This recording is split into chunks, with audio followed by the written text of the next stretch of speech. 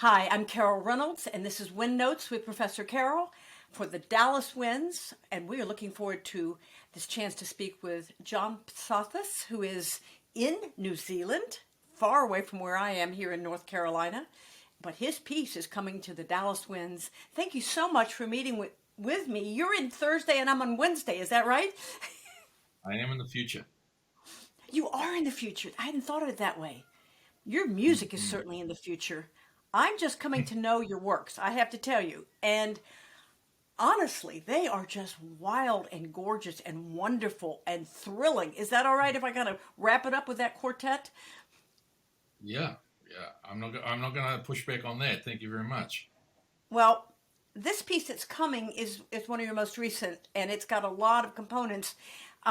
We want to come to talk about that, but is it okay to go back a little bit because you have such an interesting background, and you're in such a part of the world that to us seems rather exotic. I Mm. just love to hear something about your background and how did you ever end up with all of this kind of music in your mind and in your heart? Well, thank you for that. Yes, I am the child of immigrants who came here from Greece back in the 1960s. And I say that because basically I grew up as an outsider, as a lot of immigrants do, especially in small places. And what that meant musically is that I kind of grew up outside the musical culture here. Mm. And it meant that as a forming composer, when I was a student or I suppose a young professional in the composing world, I didn't really have or feel like I had a tradition that I was supposed to be a part of. I was completely free. And I think if you were to go and explore, a dozen of my pieces from the last 30 years, there would be probably a surprising amount of variety and difference between those pieces because I've never felt like I needed to conform to some kind of traditional line. And so with the piece that we're talking about, I got a brief from the orchestra that commissioned it, but I was essentially entirely free to be myself. And I think that's probably the most salient thing about me is that freedom from tradition and the opportunity I had to invent myself as an artist. Oh, I like that. And you didn't have to create that artificially either. It wasn't that you said, "Oh, I want to be me." I mean, it was just circumstantial. Yet you had, I'm guessing, a somewhat traditional training. You went to Brussels, is that correct? And how did that impact your ideas? Well, I did have a traditional training, so I learned the piano. I went to university and did a degree. I was a music theory junkie, really. Like I couldn't get enough of learning how music worked. Why did it work the way that it did? Because for me, it was always about going down the path of trying to work out how music affects a person. That's the important thing. Really, that's all that really matters. Is if somebody turns up to a concert to hear a live performance of a piece, what will they feel during that? Mhm. So that really, for me, is the focus of it all. So music theory in the early days was a way of unlocking the mysteries and the secrets, of how music worked. But then I went to Belgium, as you say, and I spent a year with a wonderful composer there, Jacqueline Fontaine, who had just retired from being the professor of composition at the Brussels Conservatoire. And so Jacqueline was happy to see me privately, and I would take a train out to her orchard and her residence, and we would Mm. basically walk through her orchard looking at scores of Bartok string quartets and discussing them. It was the most beautiful experience of learning with somebody that was so much a product of the European tradition, which is not, I have to say, not my tradition. It doesn't feel like my tradition. But I got a lot of very beautiful things from working with Jacqueline. Oh, I can imagine. That sounds like a painting or a vignette from, I don't know, something in Tolstoy. I mean, it's a classic Yeah. thing that everybody, as a teacher and as a student, hopes to experience. And then you bring all that home, and then you take on a very different world in your composition. Certainly in this piece, Orbital. Maybe we should talk a bit about that because it Mm, is. sure. I you have. There's a quote about you. I'm sure you've seen it what thousands of times that you seek and hear music. Shall I finish it or shall you? At the remote You periphery can. of what I know. Do you regret even making that statement? Yes, yes, I do. Yeah, But I because liked it it when I was read true at that. the time. Yes, yes. Yes. Yeah, no, it's Well, what true. would you replace it with right now? And what would you replace it with in approaching Orbital? Because you knew it was going to be multimedia and you had your percussion players in mind. Now, tell us how it happened. Yeah. So I got to know a very talented and exciting percussion quartet in Germany called Repercussion. That's their name.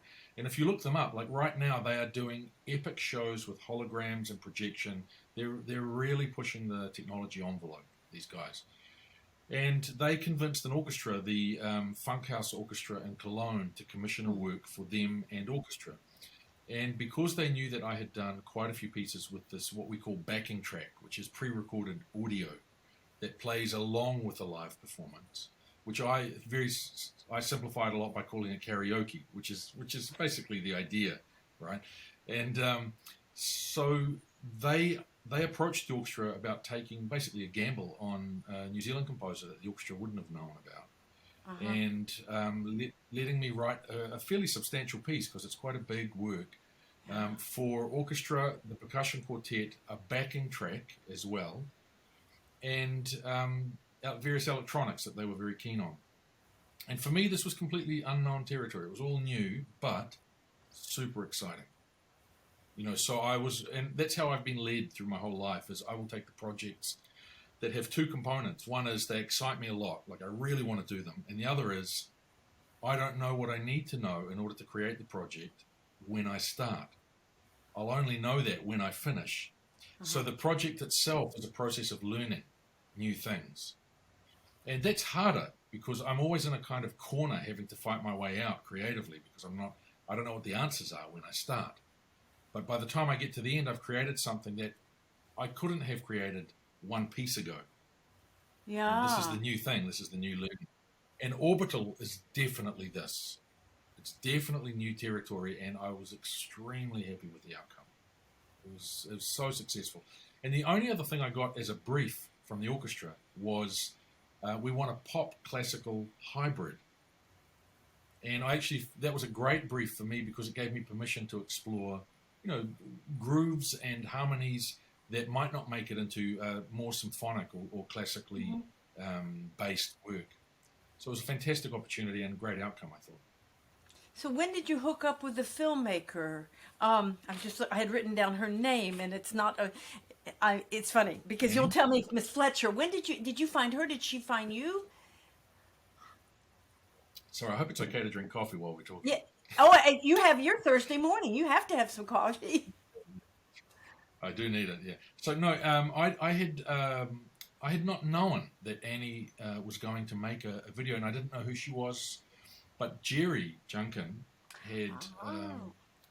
commissioned her essentially to create a video, and I've only just seen it, and it is fantastic. I got in touch with Annie straight away as soon as I saw it because I was just blown away with this video. There's such a beautiful aesthetic, and it really is woven around and within the music with a strong feeling. So it sits within the music really beautifully, and it's a compliment to it. It's not a slave to it. It's great. And actually, I've been in touch with Annie and talked to her about maybe we could create a video-only version as well that we can upload at some point and people can experience it as a video. It was such a gift to see that video, because I had no hand in it. And yet it was this incredible augmentation of the original work. I was trying to become a little better acquainted with your music, which in this day and age, one can. We don't have to run to the record store or the public library, just hope there's something, which, was great when it happened. But, and I had to wonder I don't know that there's a good answer for this, but you are so virtuosic with everything that's happening new, and as you say, you're not sure where it's going to lead you, and people who are tuned into the newest things. Have you ever wondered 100 years ago, if you had been composing, what would have interested you and attracted you? Where would you have come down, do you think? Because you wouldn't have had all this percussion or the technology. What would you be writing? Well, isn't that interesting? Because 100 years ago was totally different from 150 years ago or 200 years ago. So 100 Yes. years ago literally would have been smack in the middle of a huge amount of experimentation that was going on. And it would have been before the kind of fall of the supremacy of certain musical elements, which went through a kind of grinder in the 50s, 60s, and 70s. And so I probably would have been, I suppose, maybe in the world of Stravinsky, like that kind of very rhythmic and quite strong approach to writing music. But one of the things about today, and this is I think one of the fundamental differences between someone like me and someone like, say, Beethoven. Well, actually, there are a lot of fundamental differences between me and Beethoven. One is that he's a god of music, but the thing is that the thing is that Beethoven. Let's just forget for a minute the extraordinary fact that he went deaf, but just think of him as a brilliant composer. The thing about Beethoven is that he wrote what was in his head, or what he could bash out at the piano. That was how he composed. Whereas I have access to the most incredible technology that, for instance, Orbital, I have put into a computer using fake violins, fake drums, fake trombones. I've created a mock-up version of this piece that is incredibly realistic. And so while I'm composing, I will write the first 10 seconds of the piece and get super excited about it because I'm hearing it. And then I can think, well, what's the next 10 seconds? And I can grow the piece organically out of what I'm hearing. But more importantly, I can conceive of and play around with rhythms that I can hear immediately that I can't imagine in my head, because my brain can't pull all of that together in itself. But I can create it manually within an environment and hear it and get super excited about it. That's a fundamental difference. And I would flip your question over and say, if Beethoven had access to my technology, what would he be doing?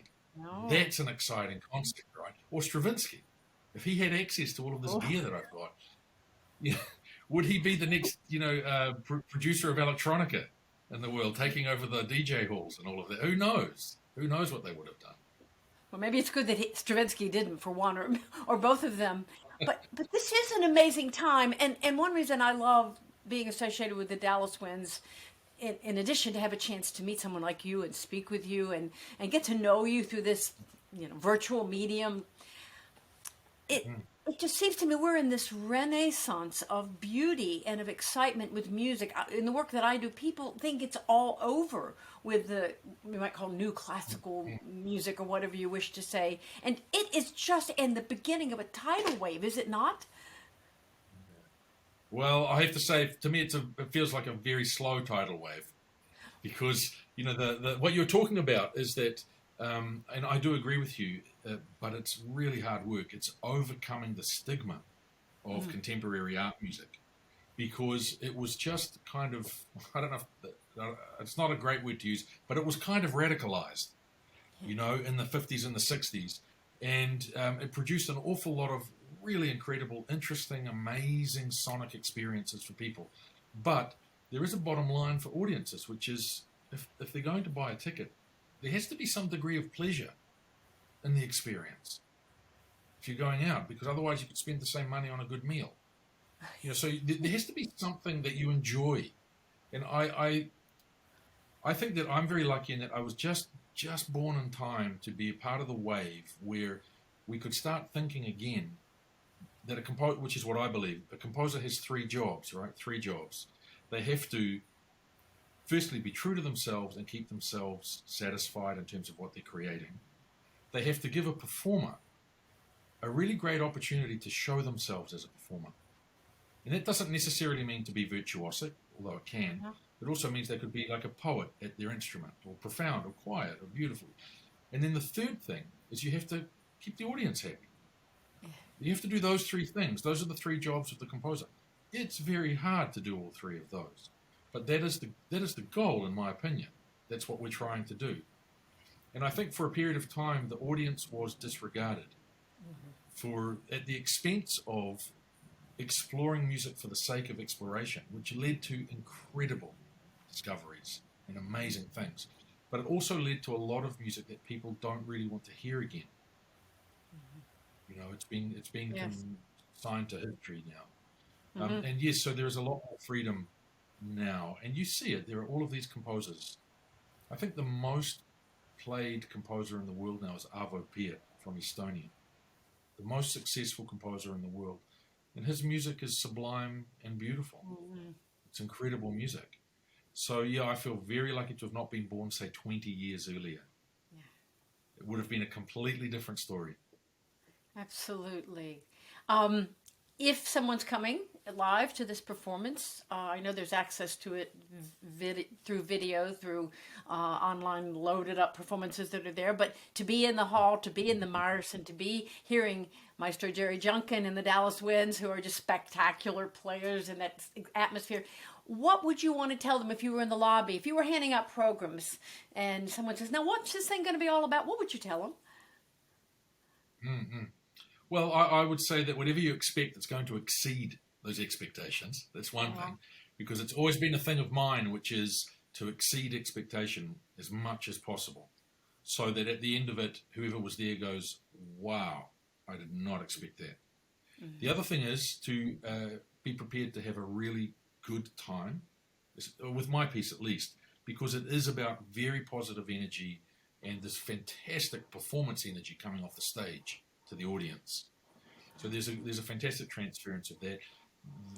There will be a percentage of the audience that will be tapping their feet and going, you reckon it's all right if I get up and dance? Can I get up and dance? Probably not, in the concert hall.